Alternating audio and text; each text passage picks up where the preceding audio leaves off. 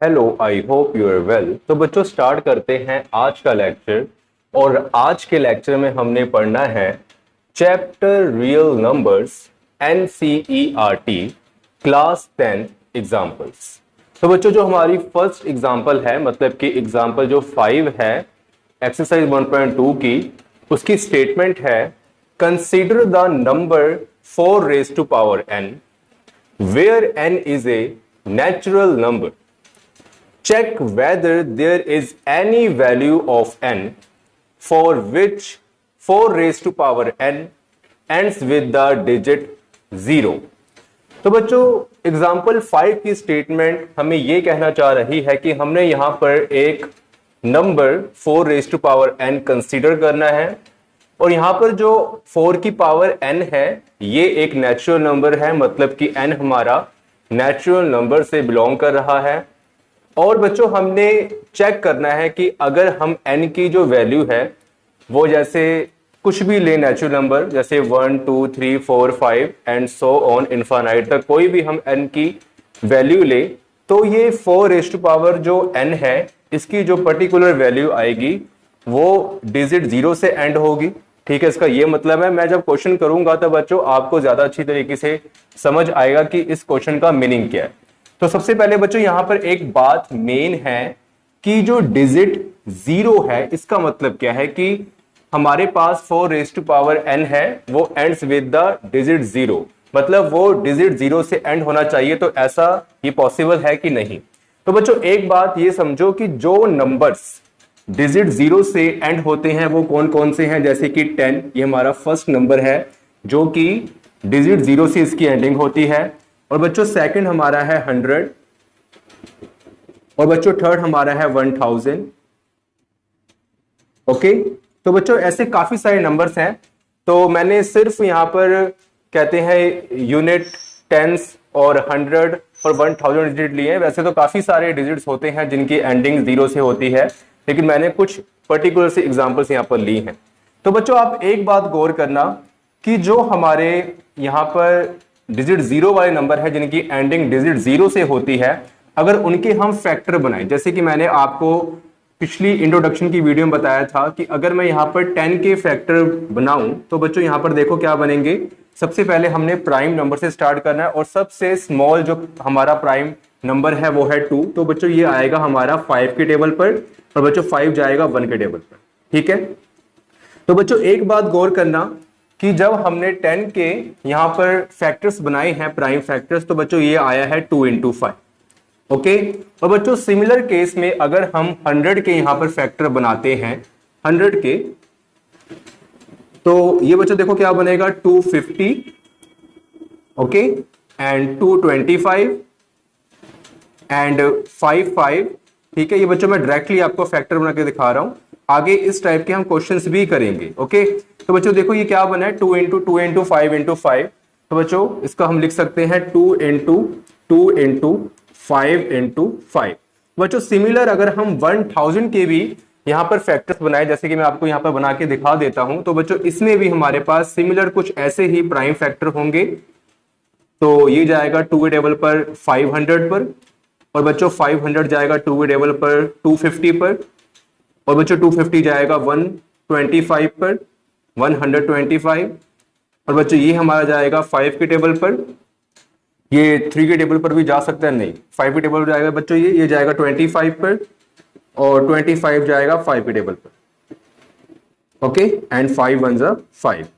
तो बच्चों देखो यहां पर देखो हमारे पास इसके जो फैक्टर्स बने हैं 2 3 टाइम्स है, 5 3 टाइम्स है। तो बच्चों हम ऐसे लिख सकते हैं 2 into 2 into 2 into 5 into 5 into 5। तो बच्चों एक बात गौर करना कि जो हमने यहां पर कुछ नंबर लिए हैं जिनकी एंडिंग 0 डिजिट से है, उसमें एक तो 2 लाजमी है, 2 आ रहा है एक फैक्टर जो प्राइम फैक्टर है, और 5 आ रहा है। ठीक है, और बच्चों जैसे कि हमने 100 के बनाए तो इसमें भी हमारा 2 आ रहा है और 5 आ रहा है। तो बच्चों सिमिलर अगर हम 1000 के हमने जो कहते हैं प्राइम फैक्टर बनाए तो इसमें 2 हमारा अकर कर रहा है, आ रहा है, और 5 भी आ रहा है। तो बच्चों एक बात इसमें ये लाजमी हो गई कि जब भी कोई नंबर जीरो से एंड होगा, उसकी जो एंडिंग जीरो डिजिट से होगी, तो उसमें 2 और 5 होने लाजमी है। मतलब 2 और 5 जो प्राइम फैक्टर है वो होने लाजमी है, तभी वो नंबर जीरो से एंड होगा। मतलब उसकी जो एंडिंग होगी वो जीरो डिजिट से होगी। मैं आपको फिर बता रहा हूं, अगर कोई भी नंबर जीरो डिजिट से उसकी एंडिंग होती है तो इसका मतलब क्या है, उसके प्राइम फैक्टर में 2 और 5 जरूर आएंगे। ये लाजमी, ये मैंडेटरी पॉइंट है। ओके, 2 और 5। ओके, तो बच्चों एक बात आप गौर करना कि जैसे कि हमने पीछे जो हमारी जो हमने थ्योरम पढ़ी थी उसमें मैंने क्या बताया था कि जो हमारे प्राइम फैक्टर्स होते हैं यही उस नंबर के डिविजिबल होते हैं। मतलब वो जो नंबर है वो उससे डिवाइड हो सकता है। जैसे कि यहां पर 10 के जो प्राइम फैक्टर है वो है 2 और 5। तो इसका मतलब बच्चों क्या हुआ कि 10 हमारा 2 से डिवाइड हो सकता है, तो हमें एक पर्टिकुलर नंबर मिलेगा 5। और बच्चों 10 हमारा 5 से भी डिवाइड हो सकता है, तो बच्चों हमें एक नंबर मिलेगा 10, आई एम सॉरी 2। ठीक है, इसका मतलब बच्चों ये हुआ, मैं आपको फिर बता रहा हूं कि जो हमारे पास नंबर है उसके जो प्राइम फैक्टर्स हैं उनका मतलब क्या होता है कि वो नंबर अपने प्राइम फैक्टर के साथ डिविजिबल होता है। वैसे ही बच्चों अगर हम बात करते हैं 100 की, तो बच्चों 100 भी हमारा 2 के साथ डिवाइड हो सकता है क्योंकि इसके प्राइम फैक्टर भी हमारे 2 और 5 है। तो बच्चों 100 हमारा 2 से डिवाइड हो सकता है, ठीक है, 50 आ जाएगा। और बच्चों 100 हमारा 5 से भी डिवाइड हो सकता है, तो बच्चों हमारा 20 आ जाएगा। बच्चों सिमिलर वे में अगर हम बात करते हैं 1000, तो 1000 भी हमारा 2 से डिवाइड हो सकता है, 500 आ जाएगा। और 1000 हमारा 5 से डिवाइड हो सकता है, हमारा 200 आ जाएगा। तो बच्चों इसका मतलब क्या हुआ कि हमारा कोई एक नंबर है, अगर उसके जो प्राइम फैक्टर्स होते हैं और वो नंबर अपने प्राइम फैक्टर के साथ डिविजिबल होता है, मतलब वो डिवाइड हो सकता है। अगर बच्चों मैं यह बात करूं कि 10 3 से डिवाइड हो सकता है, तो बच्चों ये नहीं हो सकता क्योंकि यहां पर 10 के प्राइम फैक्टर में 3 तो है ही नहीं। तो बच्चों ये डिवाइड तो हो जाएगा, लेकिन ये कुछ पॉइंटों में हमारे पास इसका जो रेशो आएगा, इसका जो रिमाइंडर है, जैसे कि हमने एक्सरसाइज 1.1 में किया था कि हमारा जो रिमाइंडर है वो हमेशा 0 बनना चाहिए, ठीक है, एसपीएफ के लिए। तो बच्चों इस केस में जो रिमाइंडर है वो 0 नहीं बनेगा अगर हम 3 के साथ डिवाइड करते हैं। वैसे ही बच्चों सेम पर्पज से अगर हम 10 को हम 6 के साथ डिवाइड करें या फिर 7 के साथ डिवाइड करें, तो बच्चों डिवाइड तो हो जाएगा लेकिन रिमाइंडर हमारा 0 नहीं बनेगा।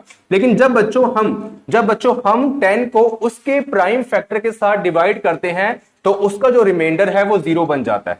इसका मतलब बच्चों ये हुआ। ओके, तो बच्चों यहां पर जो हमारी ये एग्जाम्पल 5 है, ये हमें क्या बोल रही है कि हमने एक नंबर 4n कंसीडर करना है और यहां पर जो n है वो हमारा नेचुरल नंबर है। मतलब कि n जो हमारा है वो नेचुरल नंबर से बिलोंग कर रहा है। ओके, और हमने चेक करना है कि अगर हम n की कोई भी वैल्यू ले, जैसे कि नेचुरल नंबर की जो वैल्यू होती है वो कौन कौन सी होती है, 1 to infinity, 1 से स्टार्ट होता है और इन्फिनिटी तक जाता है। तो बच्चों हमने ये देखना है कि 4n हमारा ये डिजिट 0 से एंड होगा कि नहीं होगा, ठीक है, ये हमने चेक करना है।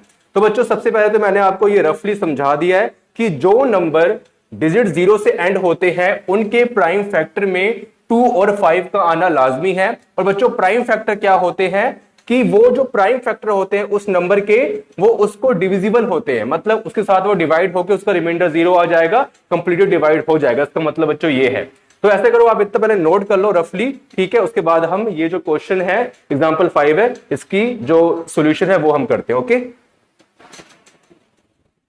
सो स्टूडेंट्स हम इस क्वेश्चन का आंसर कैसे लिखेंगे, हमने यहां पर लिखा है कि every number ends with the digit 0 it must be divisible by 5, कि हर एक ऐसा नंबर जो 0 से एंड होता है, जिसकी एंडिंग 0 डिजिट से होती है, तो वो हमेशा ही डिविजिबल बाय 5 होता है। मतलब कि उसके प्राइम फैक्टराइजेशन में 5 जरूर मौजूद होता है। जैसे कि हमने देखा था 10 का, है ना, 10 का हमने देखा था पीछे, अभी मैंने आपको करवाया था।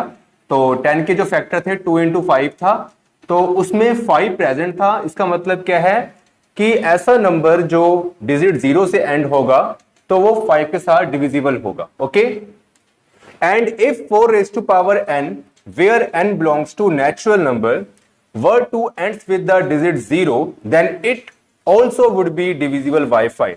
और अगर बच्चों हम 4 raised to power n को देखते हैं, चेक करते हैं जहां पर n belongs to natural number है, और अगर 4 raise to power n digit 0 से एंड होगा, मतलब हम जब n की वैल्यू पुट करेंगे यहां पर, क्योंकि n belongs to natural number है, तो जो हमारे पास जो रिजल्टेंट वैल्यू आएगी 4 रेज टू पावर n की, अगर उसका जो एंडिंग पॉइंट है वो डिजिट 0 होगा, तो बच्चों वो कैसा होना चाहिए कि वो भी 5 के साथ डिविजिबल होना चाहिए। मतलब क्या है बच्चों इसका, कि अब मान लो कि जो हमारे नेचुरल नंबर होते हैं वो कौन कौन से होते हैं, 1 2 3 4 5 सो ऑन टू इंफिनिटी। ठीक है, तो बच्चों ये हमारे नेचुरल नंबर होते हैं, और ये हमने एक्सरसाइज 1.1 के इंट्रोडक्शन में भी पढ़ा था।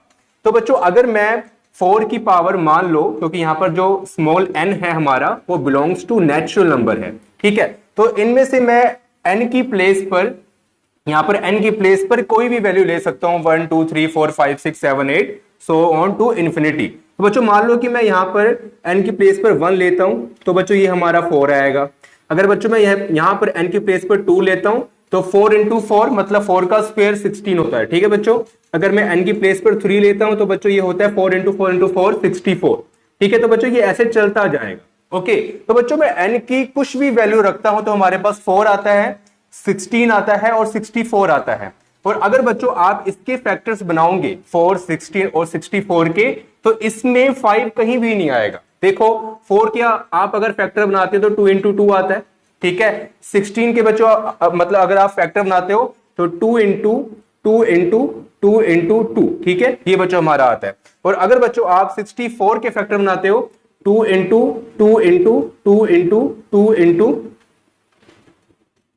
एंड 2, ठीक है, ठीक है। तो बच्चों ये हमारे पास 64 के फैक्टर बन गए। आगे भी आप अगर 4 रेज़ टू पावर 4 लेते हो बच्चों, तो 256 के करीब आएगा, तो उसके भी जो फैक्टर बनेंगे वो उसमें 2 ही आएगा प्राइम फैक्टर में, 5 कहीं भी नहीं आएगा। ठीक है, तो बच्चों यहां पर देखो क्या हुआ, और यहां पर जो कंडीशन क्या बोला है कि अगर 4 रेज़ टू पावर n को हम सोल्व करते हैं, जैसे कि हमने सोल्व किया तो हमारे पास 4 16 64 आया, मतलब n की वैल्यू जब हमने पुट करी तो उसकी अगर एंडिंग डिजिट 0 से होगी उसके रिजल्टेंट की, ये उसकी बच्चों रिजल्टेंट है, ठीक है, 4 16 और 64, तो बच्चों उनके प्राइम फैक्टर में 5 आना लाजमी है, मतलब 5 आना चाहिए, मतलब वो 5 के साथ डिविजिबल होना चाहिए। लेकिन बच्चों यहां तो 5 नहीं आ रहा, तो 5 नहीं आ रहा मतलब ये 5 के साथ डिविजिबल नहीं है। ठीक है, 4 रेज़ टू पावर n जो हमारा है वो 5 के साथ डिविजिबल नहीं है। तो बच्चों इसलिए हमने यहां पर लिखा है but it is impossible because the prime factorization of 4 raised to power n contain only prime number 2, कि अगर हम 4 raised to power n की प्राइम फैक्टराइजेशन करते हैं, मतलब n की वैल्यू, मतलब अगर हम डिफरेंट पुट करते हैं 1 2 3, तो बच्चों जो हमारे पास नंबर आएंगे उनके अगर हम कहते हैं प्राइम फैक्टर बनाएंगे तो उसमें ओनली नंबर 2 प्रेजेंट होगा। तो बच्चों देखिए यहां पर भी हमारा सिर्फ 2 ही प्रेजेंट है, 4 रेज़ टू पावर 2 में भी 2 ही प्रेजेंट है, 4 रेज़ टू पावर 3 में भी 2 ही नंबर प्रेजेंट है, और कोई डिफरेंट नंबर प्रेजेंट है ही नहीं। ठीक है, तो उसके बाद बच्चों हम क्या लिख देंगे लास्ट में, देखो आप इसको नोट कर लेना बच्चों, ठीक है, वीडियो को पॉज करके मैं इसको रब कर रहा हूं, ठीक है, आप इसको नोट कर लो पहले, फिर मैं इसको रब कर रहा हूं। सो स्टूडेंट्स हम यहां पर लास्ट में एक लाइन लिखेंगे कि so there is no any natural number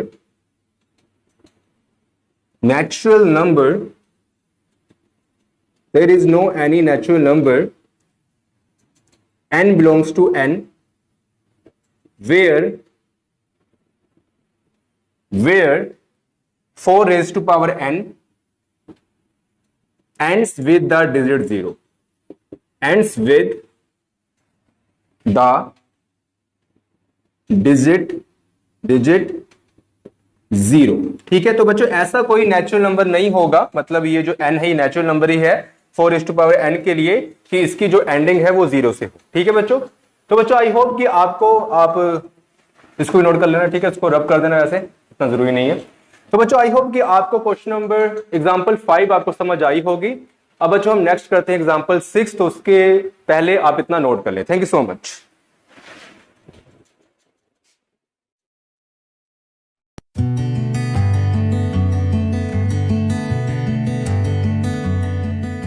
Please subscribe my channel. Thank you.